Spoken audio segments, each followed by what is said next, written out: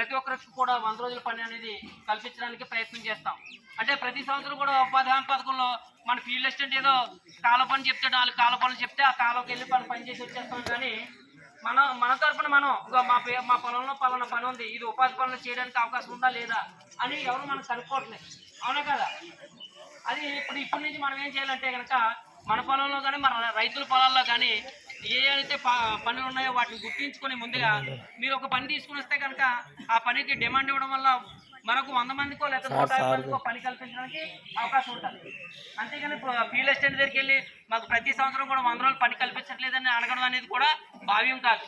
పనుల గుర్తింపులో ఈ శ్రామికుల యొక్క బాధ్యత, అలాగే రైతుల యొక్క బాధ్యత ఉన్నదనేది మరొకసారి మీ అందరికీ కూడా గుర్తు చేయడం జరుగుతుంది.